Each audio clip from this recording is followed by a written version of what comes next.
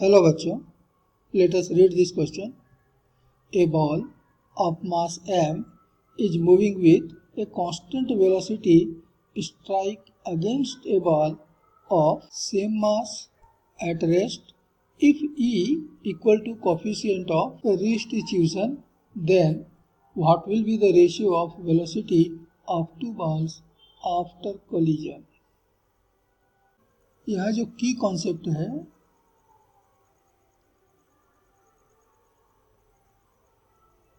वो है कोलिजन। ये दो मासेस हैं, दोनों के मास इक्वल हैं।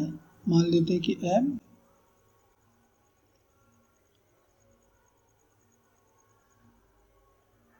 तो बिफोर कोलिजन के पहले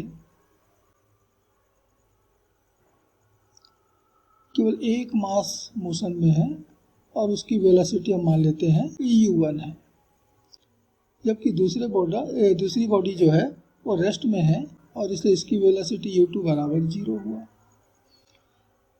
और ये मान लीजिए कि आफ्टर कोलिजन होने के बाद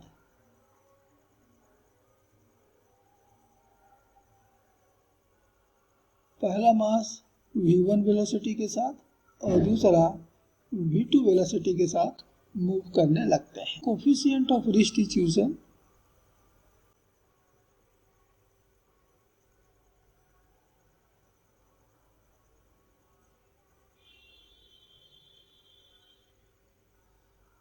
E ये हम डिफाइन करते हैं velocity of separation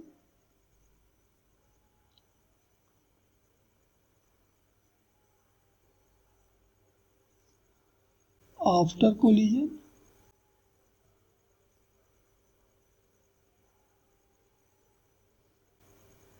upon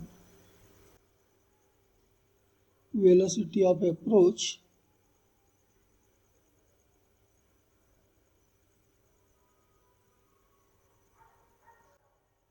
before collision.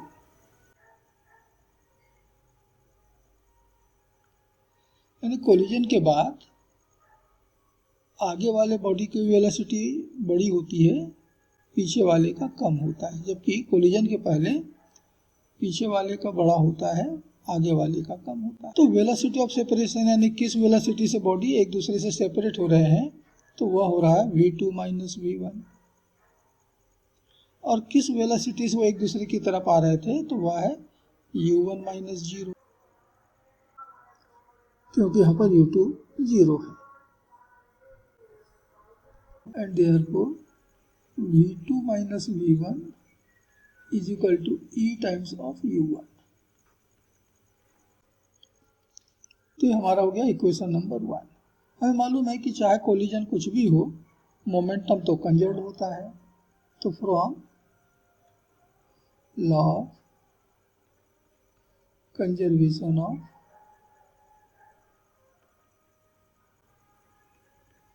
Momentum, final momentum हो गया m v2 plus m v1 बराबर होगा इनिशियल मोमेंटम m u1। पूरी इक्वेशन से भी m कैंसिल हो गया तो बच गया v2 plus v1 is equal to u1। ये हमारा दूसरा इक्वेशन। अब दोनों को सॉल्व करके हम v1 और v2 के सेपरेट मान कैलकुलेट कर लेते हैं। तो दोनों इक्वेशंस को आपस में जोड़ लेते हैं, 1 प्लस 2। तो v1 कैंसिल हो जाएगा, हमको मिलेगा 2v2 is equal to eu1 plus u1।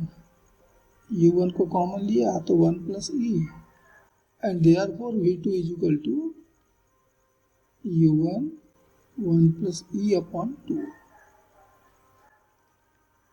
तो कोलिजन के बाद दूसरी बॉडी की वेलोसिटी है v2, जो रेस्ट में था वो इतनी स्पीड के साथ में मूव करेगा।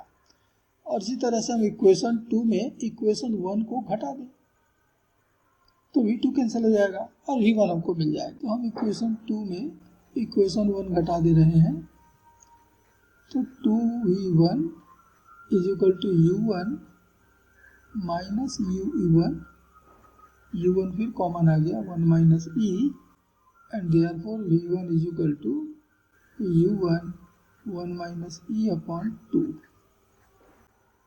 तो हमें तो v1 और v2 का रेशियो मालूम करना है, अर्थात इक्वेशन 4 में डिवाइड कर देते हैं इक्वेशन 3 को, तो v1 अपॉन v2 ये बराबर मिल जाएगा, u1 बाई 2 तो कैंसिल हो गया, बचेगा हमको 1 minus E upon 1 plus E, and this is answer of this question. तो इस क्वेश्चन के लिए ऑप्शन ए करेक्ट हो रहा है, 1 minus E upon 1 plus E, and this is final answer of this question. Hope you understood it well. Best of luck.